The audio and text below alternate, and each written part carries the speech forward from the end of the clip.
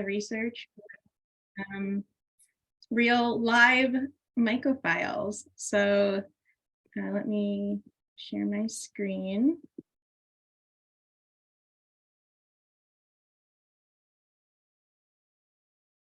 All right, everyone see that? Fantastic. Okay, so thank you again. Thanks to Tom and to Phyllis Ma as well for making the original connection and for her great newsletter piece that I highly recommend in the last issue of the New York Mycological Society newsletter. I also just want to say before I get started that I'm coming to you from Boston, and it's on colonized Wampanoag and Massachusetts homelands. And I think that's particularly important to say today because a lot of my talk will be focusing on the history of white Anglo-American foraging practices, and a lot of it in this area, which were very steeped in privilege and in assumed land access. So my research and my talk today explores women's involvement in scientific and sustenance mushroom foraging between the 1880s and the 1920s. It examines women's efforts to claim space and relates them to broader negotiations of gender and knowledge and authority. And I'll especially be highlighting women's roles in mycological clubs and considering parallels to modern mycoculture today. Historians like to say a lot that the past doesn't repeat, but it rhymes. And I definitely feel that way about mycological interest. I'm sure you've noticed that mushrooms are having a moment. Usually in talks and in conversations, I sometimes have to bring that out more and show people all the articles and books and great work that's being done right now, but you're all already part of it and in it and leading the charge. And there are some parts of mycophilia, which is mushroom love, if you don't know, that are specific to our time, but a lot of others have longer roots. And perhaps best known is that 1960s popularization of psilocybin, but that's not what I'm focusing on today. Today, I want to take us a bit further back. And it was at the turn of the 20th century when mushrooms first captured American attention, not as hallucinogens, but as culinary and biological curiosities. And before this era, mushrooms were seldom found on American tables. They were shunned as mysterious and dangerous and suspicious, with toadstools being linked to evil and witchcraft. And this rare reference in an 1857 cookbook cautioned, the taste for mushrooms is an acquired one. It's best not to acquire it. So with this attitude, it's perhaps unsurprising that mycology was also unpopular from a scientific standpoint. Still classified as plants, and they were up in, throughout my entire period of study up until the 70s. Fungi were unruly and perplexing, and naturalists rarely considered them worth the effort. And scholar Patricia Cation, whose work I highly recommend, has argued that wariness and outright hostility directly sabotaged understanding of this group for hundreds of years. But in the 1880s, there was a moment where that began to change, and numerous factors converged to create newfound interest in wild mushrooms as food and as a curiosity. So the first has to do with shifting demographics and tastes, and we're getting into the history here. So between 1880 and 1920, approximately 20 million immigrants made their way to the US, and most came from Italy, from Eastern Europe, as well as sizable populations from Japan and China, especially before the 1882 Chinese Exclusion Act. And one commonality of these very disparate and rich cultures are their mycophilic foodways. And immigrants brought with them harvesting traditions and a taste of mushrooms as meaningful cultural connections to their homelands. And many also opened restaurants. So Chinese establishments became especially popular. Chop suey houses and Chinese restaurants gave white Americans a taste for exotic ingredients. And if you can't see me, I'm putting that in quotes, which included mushrooms. And this kind of functioned as a way for a lot of Americans to demonstrate worldliness while maintaining a kind of distance that cast Asian immigrants as other. And equally on the other side of things, French-tinged fine dining became an important way to establish social status as part of Gilded Age elitism. And the wealthy were kind of seeking to differentiate themselves in this period from a rising middle class. So these menus, as you can see, boasted expensive and fancy dishes featuring champignons and making mushrooms part of a sophisticated and cosmopolitan palate. But mushrooms were difficult to find at Marketplace, and they could be in that era. I found them up to $2.50 a pound, which today has a purchasing power of up to $90 a pound. So very expensive, but foraging enabled replication of these fashionable foreign cuisines at home for a fraction of the price. So a basket at a time, people could bring to their tables what is in quality luxury, but in cost, one of the cheapest of all foods. And that's a direct quote from a source from about how to grow mushrooms and pick them in the woods. So affordable food sourcing mattered particularly.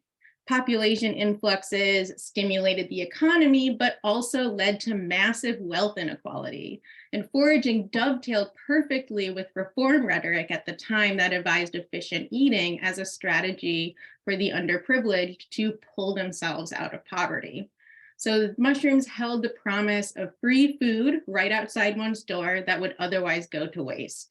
In 1885, one proponent said, "There are thousands upon thousands of tons of excellent food actually thrown away by our people every summer, or what is the same thing, left untouched to rot." And a lecturer at Mass Horticultural Society at the time was even more explicit, asserting that, quote, "For the poor, the burden of providing food would be much lightened if mushrooming were utilized." So further, as nutrition research developed, food quality and composition became as important as just getting enough food.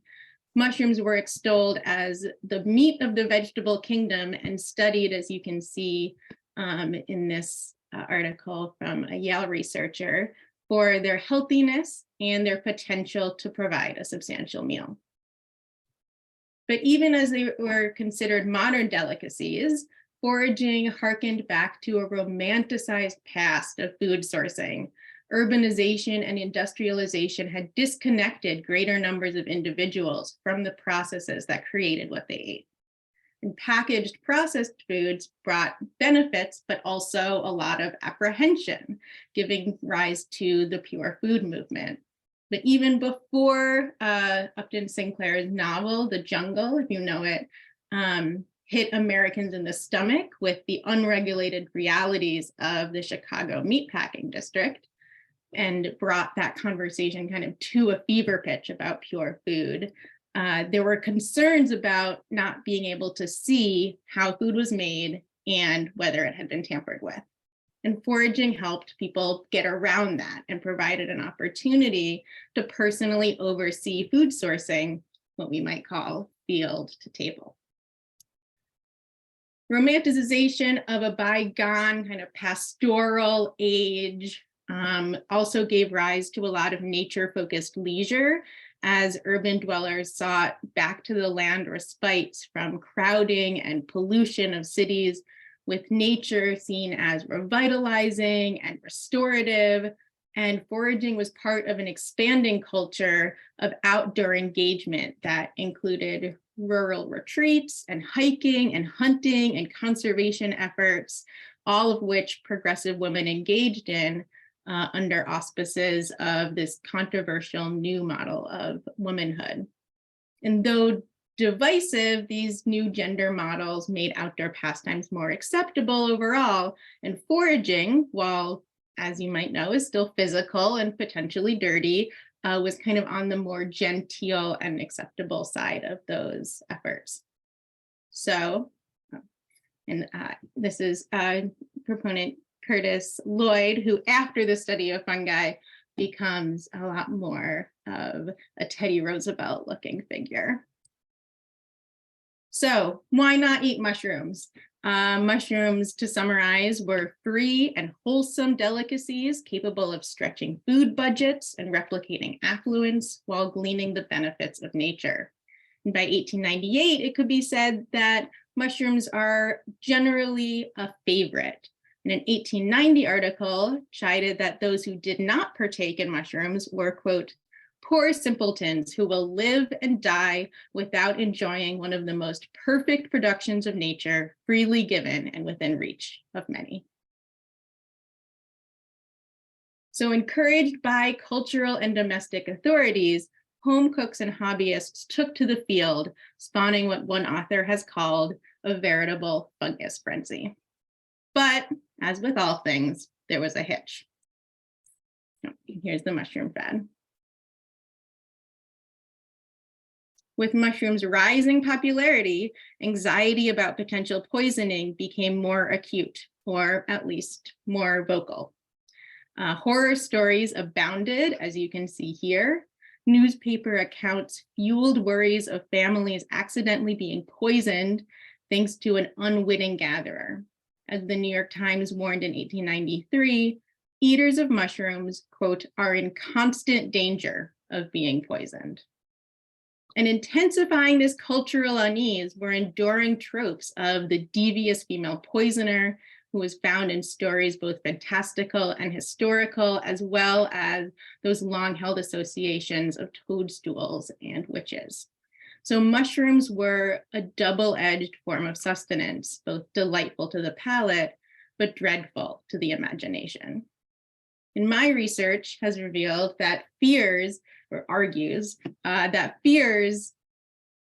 the cultural craving for mushrooms would end in disaster should women who were charged with culinary labor rely on instincts, customs, or folklore. So scientific mycological knowledge was presented as the saving grace, a public safety necessity for women who governed what ended up on family tables. Not merely appropriate, but essential, such study remained compatible with traditional gender expectations of kitchen labor and management.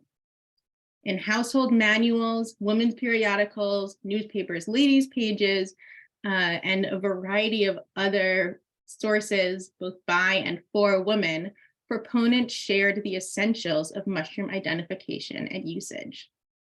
Female domestic authorities like Boston Cooking School head Fanny Farmer expounded on their careful analysis, on their gratifying excursions in the woods, and their expanding culinary repertoire. Mary Ronald's popular Century Cookbook devoted an entire chapter to mushrooms using binomial nomenclature to organize field advice and suggested recipes by species. So this really shows how these women were bringing science into the home. And as they did so, they performed this really delicate balancing act between possibility and risk, and also between what was appropriate feminine knowledge. As one article advised, either avoid wild mushrooms altogether or study the subject carefully, patiently, scientifically. And many women chose the latter with ardent enthusiasm. And this was an opportunity for women that was both appealing and unique. So to go back for a moment, from mid-century, citizen science had been a really significant intellectual and often social outlet for women. Thanks to its association with the feminine, botany was a really popular female pastime. And in the 1870s, as women's education expanded kind of in concert with what we might call proto-feminist women's movement, amateur botanizing meant continued engagement in a subject that they had come to love when they couldn't get jobs or faced other challenges implementing their degrees in a culture that was still debating the meaning and purpose of women's education. So lay botaners worked alongside scientists during this mid-century era, but as higher education opened to broader demographics, influential experts began tightening the ranks and collaborative traditions really deteriorated. Historians have termed this the age of professionalization, and tethered to it was masculinization. Increasingly, doing science required specialized higher degrees, full-time employment at government or academic institutions, and membership in certified associations, which were predominantly available to wealthy, white, well-connected men. As scholar Elizabeth Keeney has written, collaboration between a range of levels was replaced by efforts siloed just among professionals. But mycology complicates this story, offering a different trajectory. Just as amateurs were being excluded from most scientific subjects, mycology burst onto the scene. The dearth of prior research, because it was so unpopular, sent scientists scrambling to build up expertise, compelling them toward non-professional collaboration. Assembling mycological knowledge relied on collectors who possessed local familiarity. And this delayed development helped authorize lay people to participate in scientific conversations, making them feel useful and valued, and their work being useful and valued, not just personally, but to the broader kind of body of knowledge. And this has to do with fungi themselves too, which you might agree kind of tend to have their own ideas about things. And much of this might sound familiar to the modern forager. So mushrooms are a rather mercurial species. A collector, or many species, has to be in the right place at the right time, during or right after the right weather. And success involves really learning and being in tune with one's local environment and landscapes and collecting spots, with the ability to return regularly and annually. Specimens are fragile. They're best studied while they're fresh to get accurate identifications, to take spore prints, and of course, to cook and to eat. And mailing fresh specimens of fragile mushrooms went about as well as one might expect in the 19th century. So many people really relied on local knowledge and notes to do their work. As Nina Marshall summarized in her mushroom book, there is no class of plants, again, plants during this era, sorry, in which the assistance of the amateur may help the botanist more than this. Overall, there was a real sense that continues today of the overwhelming task of mycology, the extent of what is not yet understood, and the sheer number of fungi yet to be studied. And helping make mycology even more engaging was this prospect of being able to discover a new or rare species. And this is something that's still talked about today, even in articles that I'm seeing right now about like The Last of Us, in terms of how mycology is a neglected discipline and harbors one of the greatest reservoirs for new discoveries, which is a recent quote that I read.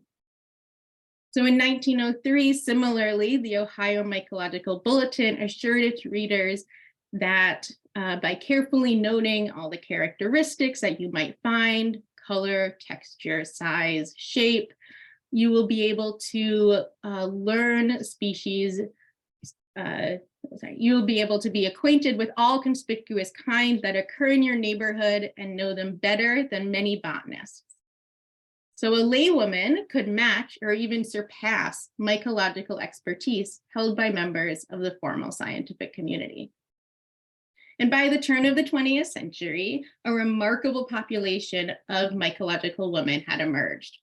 They sought a combination of gastronomic, intellectual, and personal enrichment, and they operated in liminal spaces between domestic and scientific and feminine and masculine and amateur and professional. And regardless of specialized degrees or formal employment, they claimed belonging and legitimacy. Women leveraged cultural endorsement as an impetus for and legitimization of expansive mycological endeavors. As collectors, researchers, advisors, illustrators, and authors, women developed and disseminated mycological expertise. Their names frequent mycological journals and correspondence. They grace herbaria collections. They're embedded in binomial nomenclature, and they dot corners of illustrations that are both stunning and precise. And like today, also, much of this study was conducted through and situated in mycological clubs.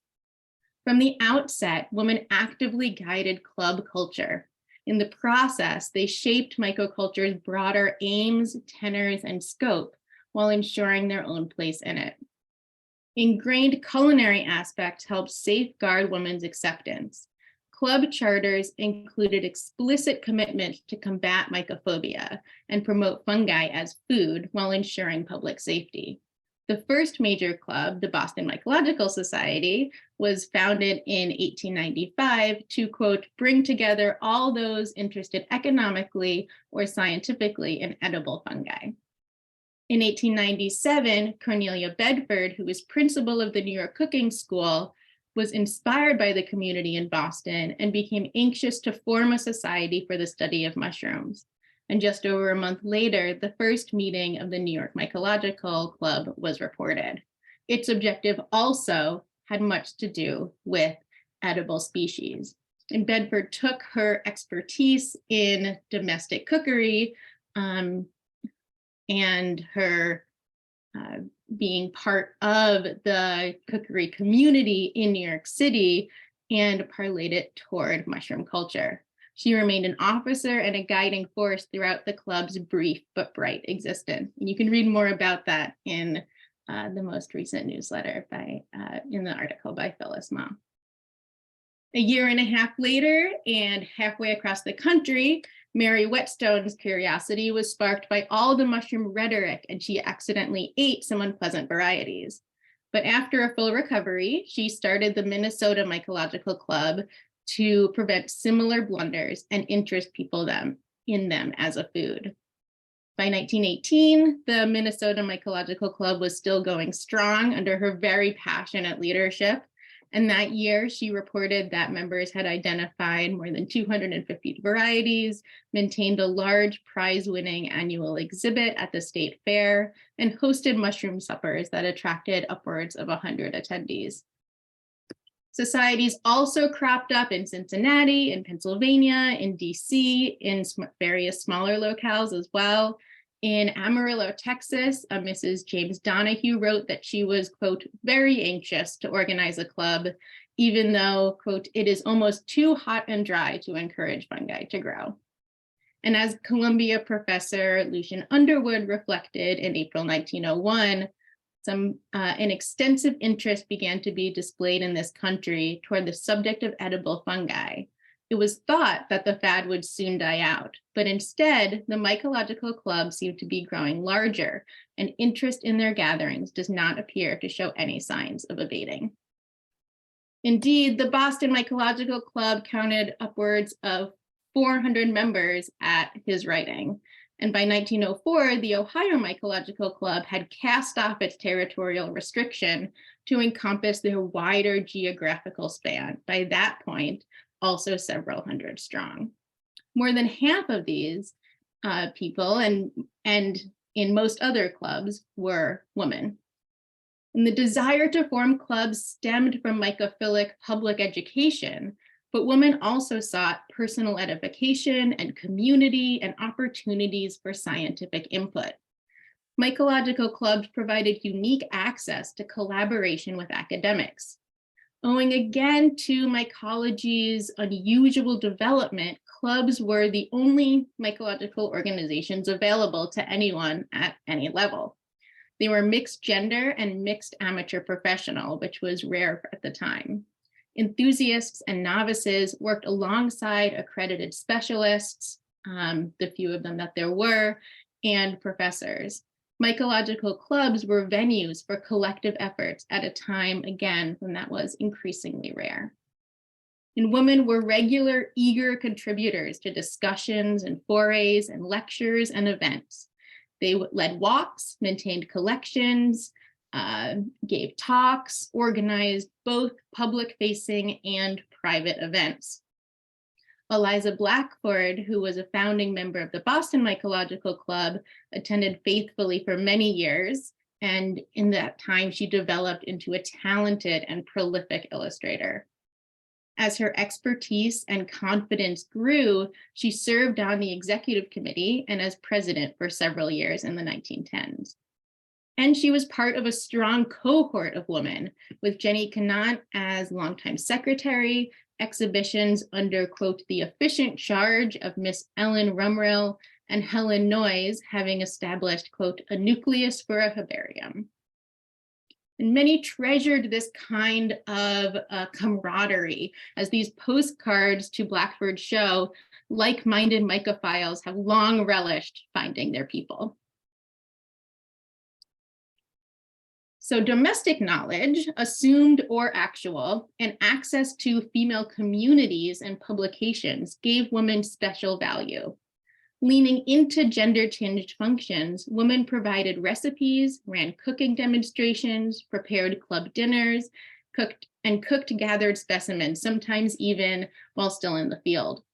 Gastronomy-related tasks not only involved real labor and skill, but also provided crucial data on taste, texture, and of course, digestibility.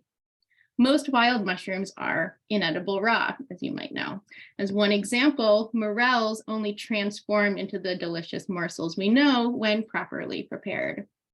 Because of its reputation and responsibility as a public science, edibility was understood as an essential element of mycological study, and women as critical conduits. In these contexts, culinary and scientific labor again entangled, further blurring boundaries of kitchen and laboratory. Science had been brought into the home, and now the home was brought to science.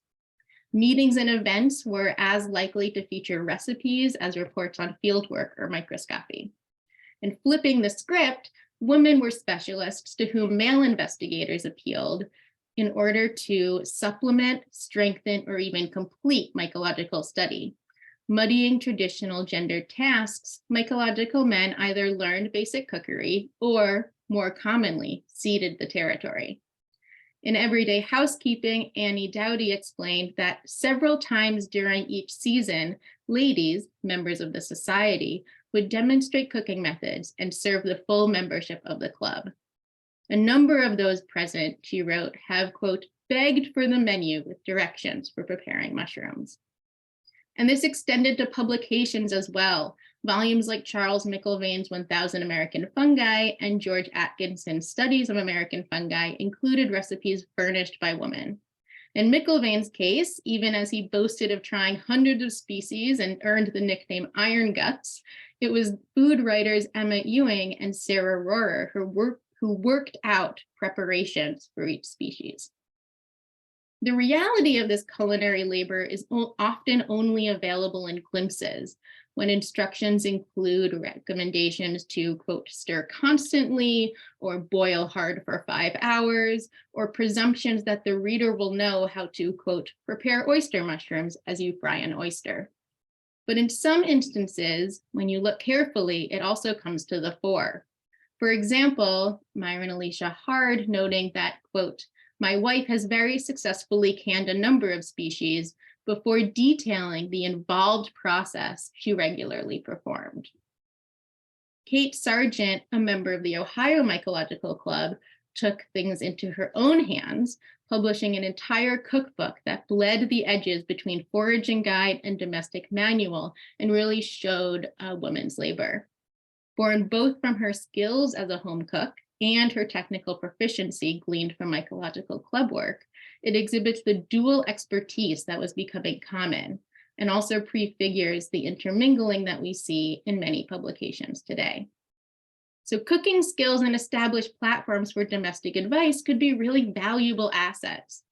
But this was complicated. Cornelia Bedford agreed at the weekly meetings at which Professor Underwood is giving a series of talks to bring chafing dishes and cook contributions. On the one hand, these skills were elevated and actively sought after.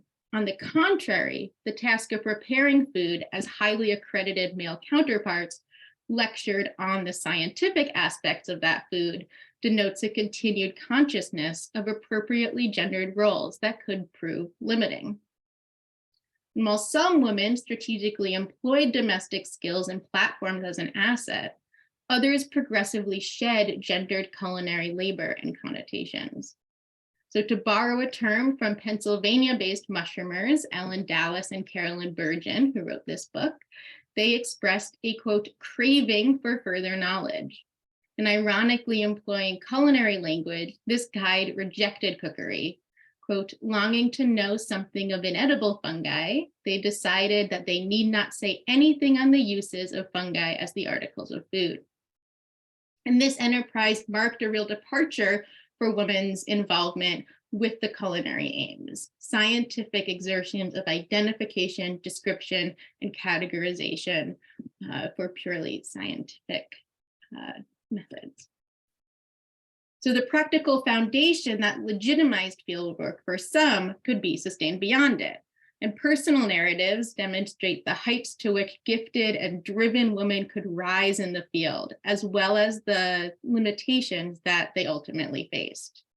Unable to pursue mycology full-time, other forms of employment were common. Eliza Blackford worked at the Boston MFA in the ticketing office for more than 20 years while maintaining her mycological output. And Gertrude Burlingham spent nearly 4 decades educating high school students in New York. But her true passion was mushrooms, and she claimed legitimacy through years of diligent work in what has been referred to as her second unpaid career in mycology. Her correspondence includes inquiries from professors and scientists and amateurs all over the world who sought consultation. And after years of concerted study, she earned her doctorate in 1908. But demands of her teaching job limited Burlingham's work, and her correspondence reveals flashes of frustration and apologies for slow responses. Burlingham faced additional gendered hurdles. As an authority, but not a professional, finding room to contribute at the same level as male peers could be challenging. Insufficient time was a repeated theme among women with mycological aptitude and aspirations. In 1902, collector and illustrator Violetta Delafield wrote, "The more I work on these plants, the more the fascination for them grows upon me. I only wish I could devote all my time to their study and collection." 2 years later, as she was preparing her 4th paper for publication, marital responsibilities dimmed her output. Women continued to contend with gender and class expectations, especially marriage and motherhood, that precluded reaching the highest levels of recognition and influence. Despite this, mycoculture was a remarkably accessible venue for scientific participation. It provided personally gratifying and intellectually stimulating opportunities at a time when women were navigating shifting gender norms and contending with strictures of professionalization. Even when unwilling to wholly disrupt limits of conventional femininity, they pushed at its borders. And this particular salient example I love, which can be seen in the New York Times from October 1898, and recounts Brooklyn women mycologists sharing the very practical advice to wear shortened skirts at forays. And I love this because it gets to the very physical realities of foraging, while also being a material manifestation of how women negotiated propriety and belonging. And as they refashioned and played with their hems, they also tugged at the fabric of expectations of womanhood in and beyond the field. Yet while expanding opportunities for some, mycological culture also had some adverse impacts, helping fuel exclusion in outdoor pursuits that we are still unraveling the effects of today. Far from elevating all foraging practices, mushroom proponents refashioned foraging into a predominantly middle-class pastime undertaken for pleasant diversion, domestic proficiency, and intellectual edification. Mycological women used their influence to promote a particular kind of foraging. Nearly all those I've discussed so far were white, American-born, and reasonably middle class or affluent. They enjoyed leisure time, food security, and assumptions of respectability that enabled them to traipse through woods and fields with relative impunity. Writing largely in mainstream presses, they presumed a privileged readership and remained insulated from need-based sustenance foraging, even while sometimes employing rhetoric about how it might support the poor. Mycoculture adherents functioned as restrictive arbiters of correct gathering, and acceptable knowledge bases which were steeped in Western science. Their approach was part of the era's broader veneration of scientific expertise and science-driven foodways that left little room for alternate perspectives. Proponents constantly warned against misinformation and false tests and were adamant that gatherers learned directly from them or sources that they approved. An insistence on using only verified scientific materials likely prevented lots of unpleasant experiences among novice enthusiasts.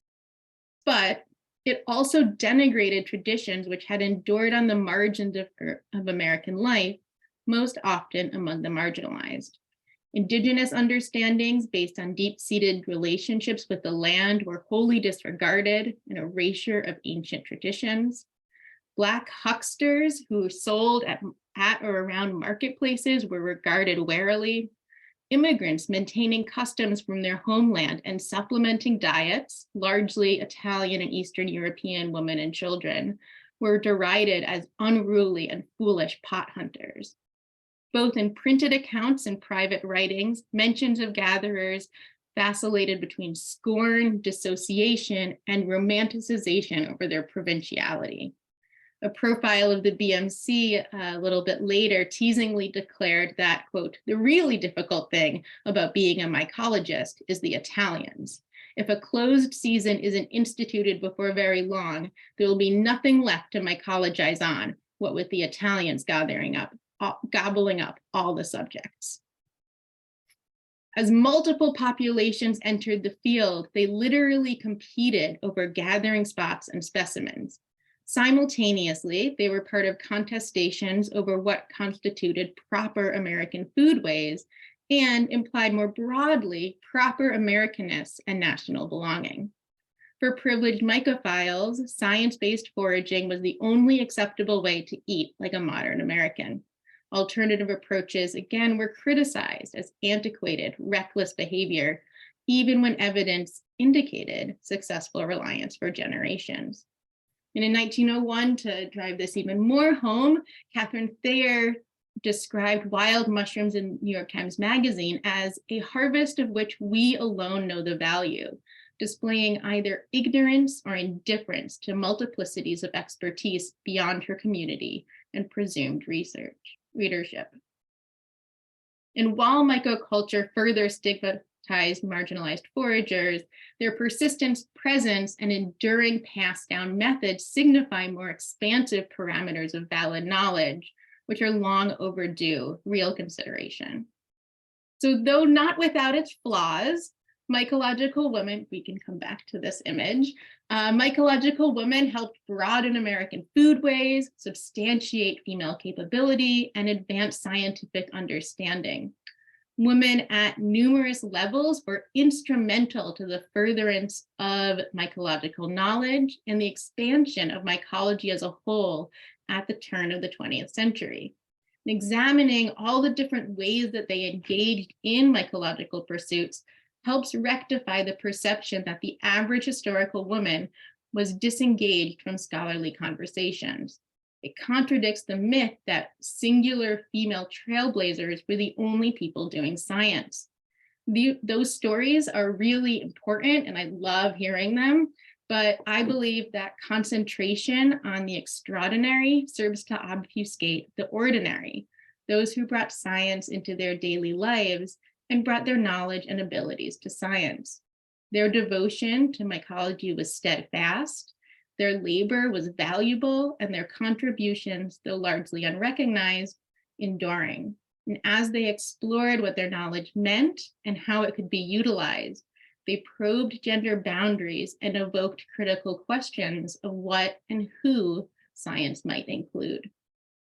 And these women also established vital groundwork for the really complex and expanding and beautiful modern mycophilia that is flourishing today and that you're all a part of.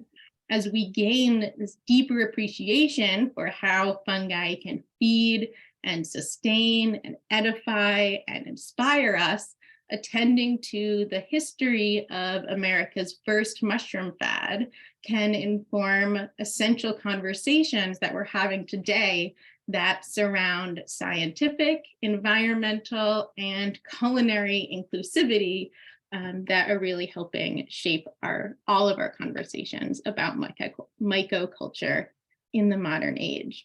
So thank you so much for listening. I'm really looking forward to talking with you more and our discussion.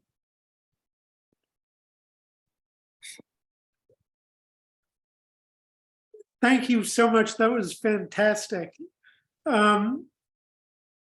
Do we have, if anyone has a question, I guess you can raise your hand. I didn't mention at the beginning that you could type your questions into the chat.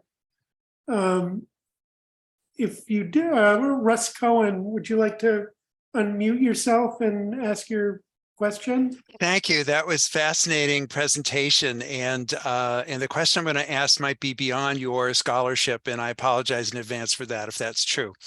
Because nowadays, of course, there's lots of women engaged in all different aspects of mycology, scientific, cooking, and otherwise. And as you so well documented, it was happening back at the turn of the previous century. So I want to know what happened between then and now. There certainly was a period where it sort of fell out of favor. Do you have any theories about why that is? Yeah, I absolutely do. So that's kind of the end of my dissertation.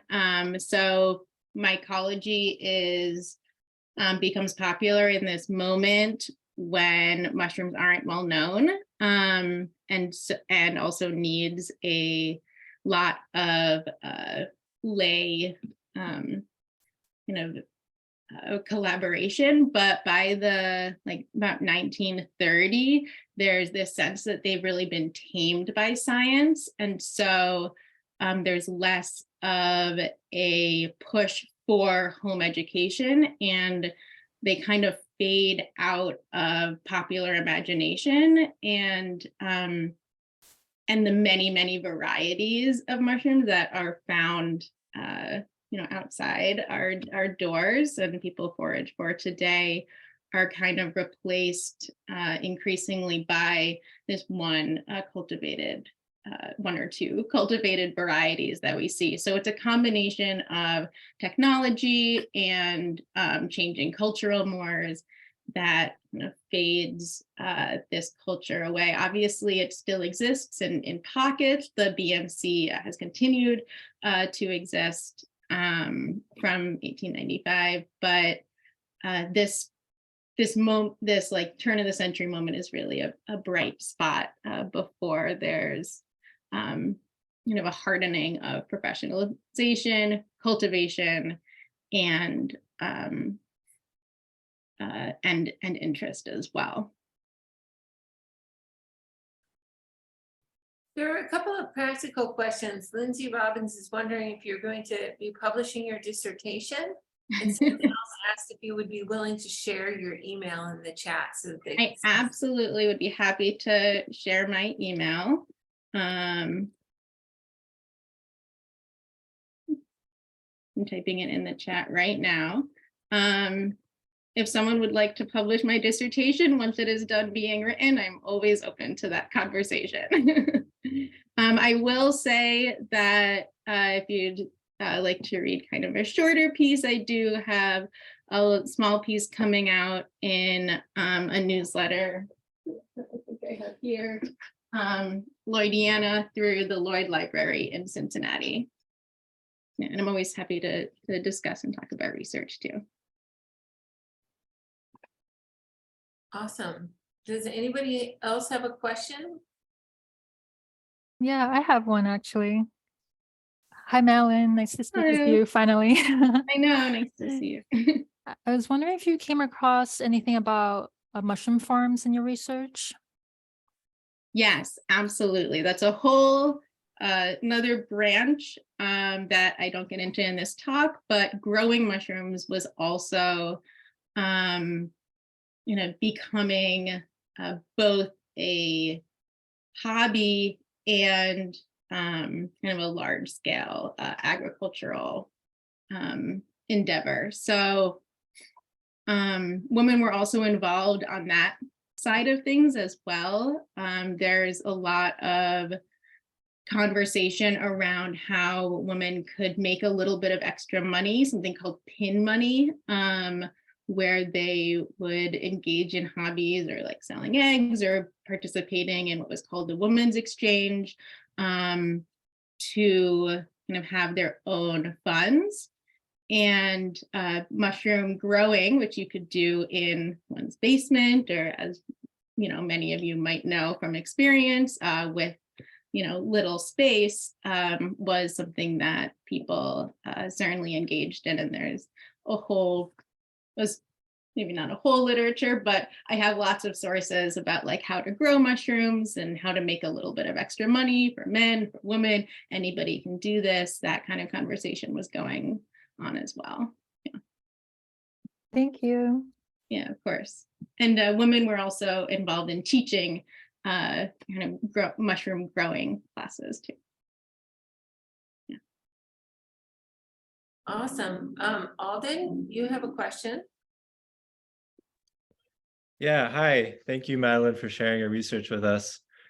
I was just curious, what was the process that you went on to arrive at this dissertation topic? Yeah, I was talking to Tom about this earlier, that I fell totally backwards into it. I was doing a project on women's roles in science, and I went to the archive to New York Botanical Garden at the Mertz Library, which I love. They're a great institution, and they're open to the public. Thinking that I would find a real closing of opportunity at the turn of the 20th century, because that's what I had read. And I found something totally different in mycology, and I was willing to admit that I was wrong, and kind of kept finding things and exploring, and the project just kind of kept mushrooming, if you'll excuse the pun. I have to make at least one. Yeah, so I came to it from a gender history perspective. I didn't come into it from a foraging perspective, although I'm getting more information on that now, and really trying to delve in. Yeah, and enjoying all that. Vicky. Okay, hi. This is probably coming from left field. My mom, who is now 98, taught chemistry as a lecturer for, roughly 1,000 years at Queens College. And more or less, when she was getting her graduate degrees and when she started teaching, women were required to take chemistry if they were home ec majors. Then other people took pre-meds, and it's the same set of people, but the predominance of women in her class were home ec majors. And I'm just wondering, as we go back to, she got her master's during World War II and was working some in New York on the Manhattan Project. So we're going back that far. I'm wondering if there was anything on mushrooms in home ec books. Yes, that question is not out of left field at all. I made like a very brief reference to it in this talk, but mushroom culture dovetails with the home economics movement. So for many of us, we think of like home ec maybe as that class you had to take in high school, and a little bit like maybe anti-feminist and backwards and like women learning to cook. But in its original iteration around the turn of the 20th century, it was a real way for women to get jobs and engage in science and kind of build what some people call a field of their own. And mushrooms and mushrooming were a part of that and part of that conversation. Cornelia Bedford is a domestic scientist, Sarah Rohrer, a lot of the women that I talked about are in that field. And what I argue and think about is that home economics and domestic science are creating a field of their own where women can claim authority and do science. And I'd love to hear more about your family history with that.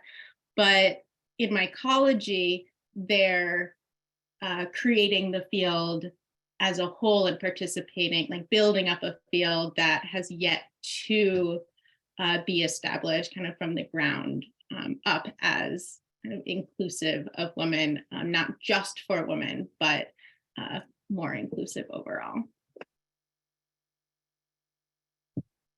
Ryan, And I recommend Megan Elias, ELIAS, has a great book on the history of home economics called Stir It Up, if anyone's interested. She's at BU. thank you. Ryan Platt has a question. Ryan, do you want to ask your question?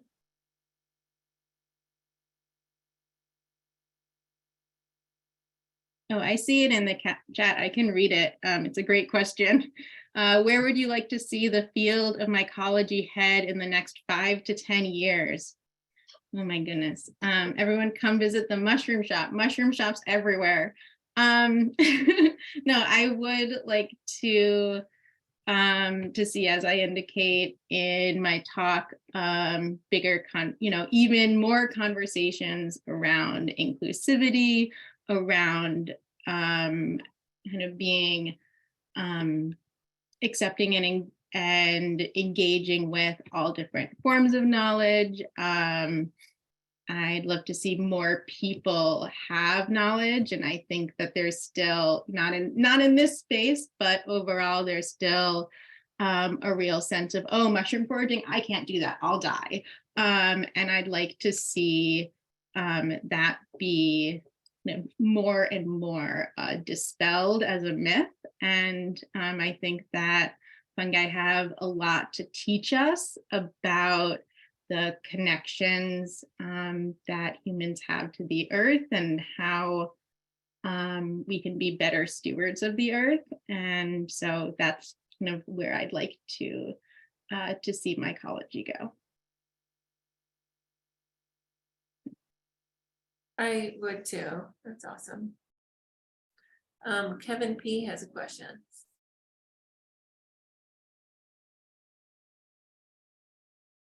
If you want to read it. Oh, okay, I'll read it. Any thoughts on foraging as an increased form of sustenance through the Great Depression? Are there any known searches during this time? Yeah, so I haven't delved too deeply into that. I have this idea in the back of my head to, once this dissertation is maybe complete sometime, to do a real longer history of foraging and touch on the 30s moment, like that was really more focused on like rural, like foraging, and talk also about like the wartime foraging, which comes up, and then like that 50s 60s moment. So I haven't delved too deeply into Great Depression stuff, but I've seen kind of, whisperings and discussions about it. Yeah. And BMC certainly existed throughout the Great Depression. So there's more research to be done. Join me. And Gary, do you want to ask your question? Gary Gilbert wrote, did you uncover evidence of women or wives working alongside any famous male mycologists of whom we haven't heard about? Yes, Science Wives, Science Daughters is kind of a classic way that women participated in a lot of disciplines before they could get degrees. Helen Noyes, who I mentioned, actually went on to marry Hollis Webster, who was a real influential person in the Boston area in mycology, and their early courtship letters involved a lot of mycological information being sent back and forth. They do some foraging on their honeymoon. There's a few different couples like that. Mary Clemens Strong is another one who really led the charge of foraging with her husband. There's actually several instances as well where you can find an acknowledgement of mycological texts, like "Thank you so much to my wife who did all of the labor." In science history, sometimes that's called dead work, like work that's not acknowledged and is more considered more administrative, but also involves real skill. So there's a lot of women doing that as well. So yes, is the brief answer to that question. Lots of women were involved through family connections, as part of family connections, and pulled men into mycology as well. An example that's more recent that you might know is Valencia Wasson, pulling Gordon Wasson into his curiosity about mushrooms. And Mary H., you have your hand raised. Thanks. Yes, fascinating talk. Thanks so much, Madeline. I really enjoyed the posters and all the memorabilia that you picked up through the archives. That made it really more fascinating. I also have to say it really harkens to lessons in chemistry, like when you were talking about the women and the overlap of science. I just a question for you is: did you also do research on the West Coast?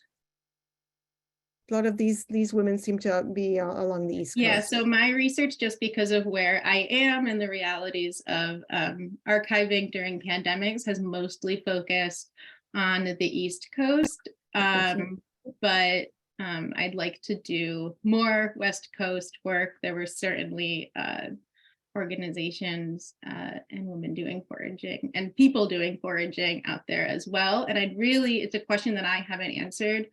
Philia is when the huge mycoculture that we see in the Pacific Northwest, particularly among amateurs, starts to emerge, and kind of the roots of that. So I've done a little bit, but I'd love to do even more. Thank you. Fascinating. Thanks so much. Yeah, Alice Eastwood is a great person to look into in California. It's a great story of saving an entire herbarium from a fire, which is Allison who? wild. Eastwood. Eastwood, thank you. Yeah, of course. And Susan? Yeah, I wanted to, first of all, this was a wonderful talk. I really enjoyed it and was fascinated. But I also wondered about this long gap in interest in amateur mycology between sort of the turn of the century and now, when we're seeing two big peaks of interest, is because during the middle part of the 20th century, food became very sanitized and commercialized, and there was a lot of emphasis on this the processing, you know, frozen foods, canned foods, prepared foods, all became incredibly important. And I think part of it is now what we're seeing is due to the interest that there is a big interest in natural foods, in forage foods, and wild foods, and a lot of things fed into this. What do you think about this? I think I absolutely agree with you. One of the reasons why I personally love studying the turn of the 20th century as my time period is that a lot of the anxieties that were swirling then are very similar to anxieties that are swirling now. What does it mean to be a newly connected society? What does it mean to have all of these technological advancements that are changing how we engage with one another and engage with the earth and engage with nature? I think that, there is this sense right now of wanting to be more fully localized and engaged and more thoughtful about how we eat and the impacts that has both in terms of sustainability and in terms of our health and general well-being in our communities and those who work in our communities. So yeah, there's these two parallel moments, and then this really interesting dearth in the middle. And I hope that in the beginning of the talk I kind of got into all of the different swirling things that are happening at the turn of the 20th century that bring mushroom foraging to the fore, that are kind of still parallel today. I hope that answer starts to answer your question. And Russ, you have another question? I do. It's more of an observation than a question that in all the years that I've been foraging and teaching people about foraging and being out with people and paying attention to who's out there foraging, I would say until 15 years ago, if I saw people gathering stuff, it would all be immigrants. Usually from Europe, France, Greece, Italy, Eastern Europe, stuff like that. And when I would teach mushrooms, people would say, my grandmother would take me out foraging and boy, mushroom hunting. And boy, I wish I paid more attention to what she was saying because I don't remember, all the tricks she taught me about how to separate the good ones from the bad ones and stuff like that. So my hunch, which is completely uninformed by any sort of scholarship, is that perhaps under the radar and at a low profile, the immigrants from the places that did foraging and mushroom hunting continued to do so all through the time period that they've been in the United States, and just didn't really attract the notice of the New York Times or the other stuff until, it became popular like it was around the turn of the 20th century and in the last 15 or so years. But in the meantime, there was a lot of below the radar foraging that was happening, including for mushrooms. That's just my hunch. No, that's absolutely. I hope that, my talk also got that across, this idea of these parallel runs of foraging. You have, the middle-class affluent popularization foraging, mycologizing, and then you have sustenance foraging going on. That's not just for sustenance, but also for, real cultural connection and tradition and based on this very real passed down knowledge and information, and is often a very beloved part of foodways. And I love hearing all those stories. And in my work, I use a lot of oral histories, family histories, popular pass down information, which is something that more historians now use, but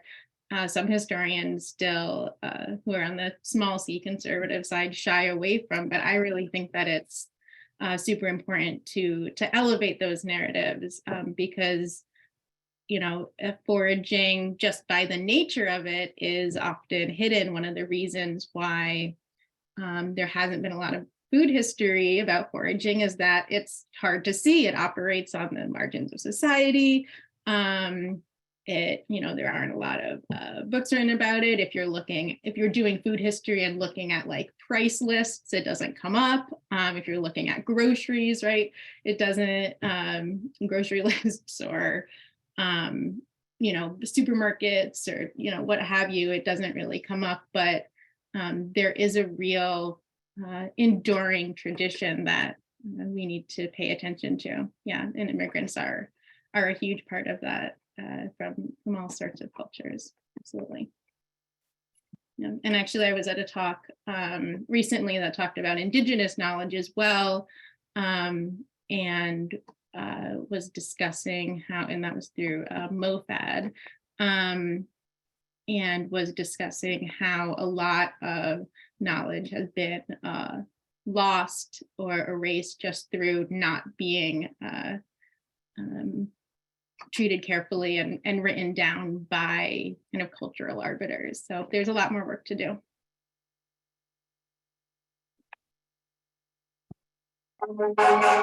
Well, thank you. Also, if I can say one more thing, Oh, yeah. When it comes to foraging knowledge, especially among immigrants, there's also the boundaries of what is poisonous and what is not poisonous is more murky often, like when it comes to things like Amanita, Ascaria. And so that's also kind of a space of knowledge that we should be paying attention to, both historically and today. Well, thank you so much, Madeline, for an amazing talk. And it's great to see everybody. Again, we're going to be having presentations every other week through June 15th. So I hope you'll all be attending those talks. And I look forward to seeing you all next time. Thank you so much, Madeline. Yeah, thank you so much. I did put my email in the chat. Feel free also to come visit me in Somerville, or reach out to Tom, who can pass on my email. So great to talk with all of you. Thank you. Bye.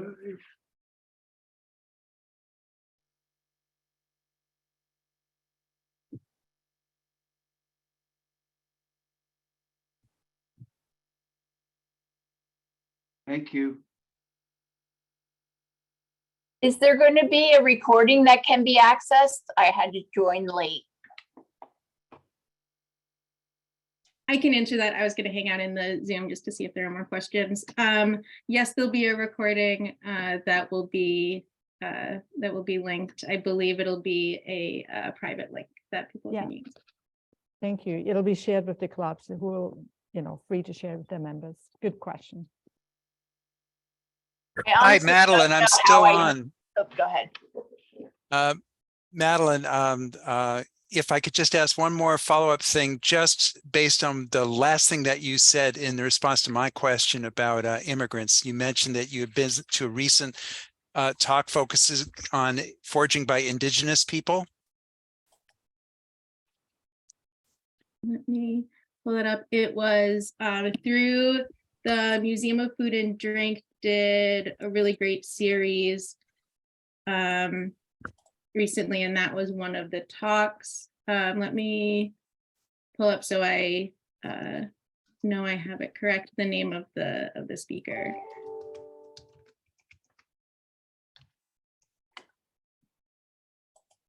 So the whole series was called Fruiting Bodies, and the talk was by M. Carlos Baca, who helps run the I Collective, which is an Indigenous. Yeah, I know about the I Collective. Yeah.